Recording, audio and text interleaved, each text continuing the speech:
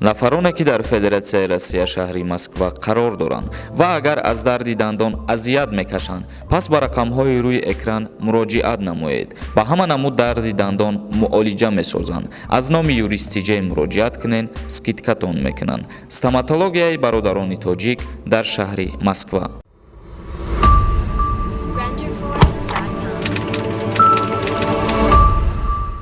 ассалому алайкум ба ҳама тамошобинони барномаҳои канали юристиҷаи. Видеои имрӯзаи мо оиди маблағе ки бояд пардохт кунӣ ва аз хизмати ҳарбӣ озод шавӣ. Мо як каме маълумот оиди ами дарёфт кардем, ҳозир ба шумо мефаҳмонем, бо диққат гӯш кунед. Дар ҷаласаҳои имрӯза то айни ҳол гуфтушунидҳо идома карда истодааст, вале дар гуфтушунидҳо қайд кардагӣ ҳастанд ки суммае ки барои аз хизмат озод шидан бояд пардохт кунӣ баробар мебошад ба 25 000 сомон. Барои ира аниқ ва тасдиқ кардан ҳоло як моҳи дигар ҷаласаҳо идома мекунанд. Шояд ки аз 25 000 сомон арзонтар шава. Ногуфта намона ки ҳар як чизе ки пешниҳод мекунанд вай чиз бояд қонунӣ ба имзо бираса. Ба ҳамин хотир 25 000 сомон мо аз пеши худмон нагуфта истодаем, балки дар ҷаласаҳои палатаҳои болоӣ ҳамин суммаро қайд кардагӣ ҳастанд ва пешниҳод кардагӣ ҳастанд. Ин сумма ки ба имзо агар бираса ё ки агар камтар шава боз ба имзо бираса, баъдан боз пешниҳоди шумо мегардонем. Ва ногуфта намона ки айни ҳол дар ҳама гуфтушунидҳо 25 000 сомон сумма гапш рафтесай барои аз хизмати ҳарбӣ озод шиданаш. Ва ногуфта намона ки ҳар шахсияте ки иқадар пула пардохт мекуна вай дар ҳол вайни билет намегира ё ки дар ҳол аз хизмати ҳарбӣ озод намешава. Аввалан як моҳ дар муассисаҳои таълимии ҳарбӣ как учебка бигирем, агар мерава мегзара ва баъд аз як моҳ вайни билети хича мегира. салом дӯстон, сарпарасти шабакаи мо ширкати дорувории Даво мебошад. Ширкати Даво ба шумо доруҳои бо сифати баланд аз давлатҳои арабӣ ва Туркия пешниҳод месозад.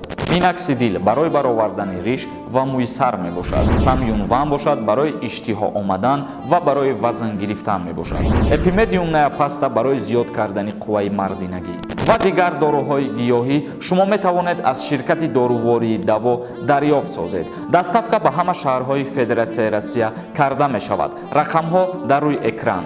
Суроғаи ширкати Даво дар шаҳри Москва, кӯчаи Складочная, дом 1, строения 18, падези 8 ва ошёнаи 4 бо ширкати дорувории Даво бошед. Ва акнун мегзарем ба қисми шахсиятҳое ки дар донишгоҳҳо таҳсил мекунанд. Мо айни ҳол чизеро фаҳмондем, тааллуқ дошт ба нафароне ки донишгоҳ намехонанд, вале шахсиятҳое ки донишгоҳ мехонанд пас аз хатми донишгоҳ ба вайҳо ҳатмӣ ҳаст, яъне уҳдадор ҳастанд ки тӯли 1 сол рафта хизмати ватан модар кунанд. Ва ногуфта намона ки дар охирҳои моҳи январ оиди тағйирот ворид кардан ба қонуни хизмати ҳарбӣ, тағйиротҳо ворид кардан барои ҳавасманд кардани ҷавонон ва шахсиятҳое ки намехоҳанд ба артиш раванд, яъне ба хизмати ватан раванд, ӯ шахсиятҳо бо тариқи маблағе ки мо гуфтем дар аввали барнома метавонанд ки соҳиби вайни билет бигарданд. тамошобинони азиз, ҳамин буд як кам тарак ахборот оиди суммаи хизмат.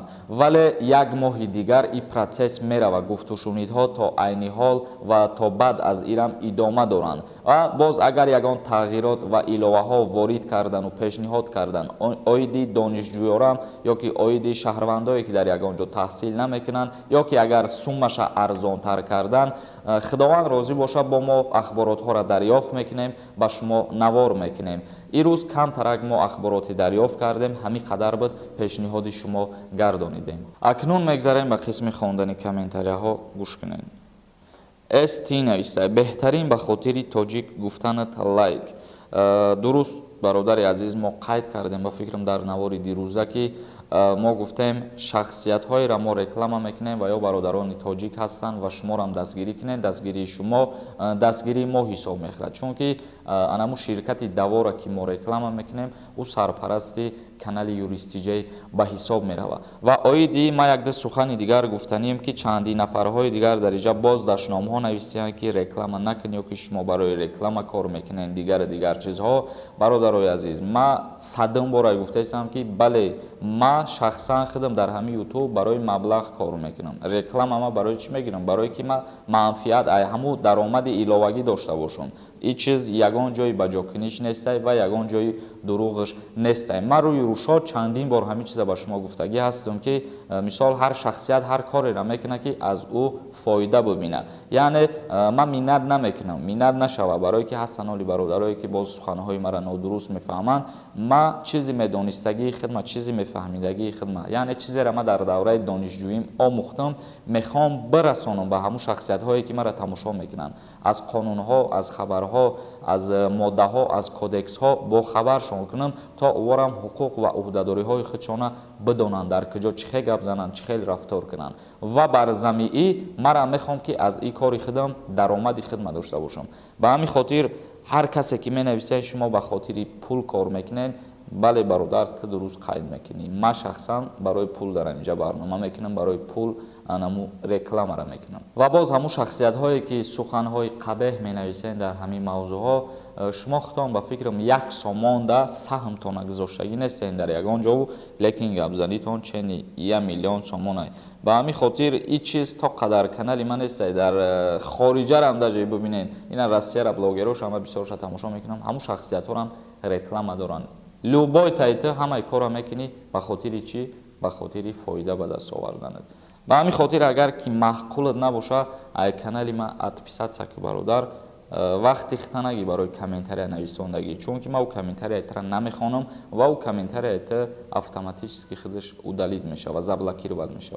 غفورов نویسته کیها قزاقستان رفتن میتونن؟ همه نفران میتونن رفته. مثال در وقتی که اگر پروازها منتظم شدن، شهروندای همین دو کشور به داخل دولت رفت و آمد کردن میتونن، لیکن با قاعده های بیماری را رعایت کردن. مثال تست سپاریدن یا که بیمار نبودن.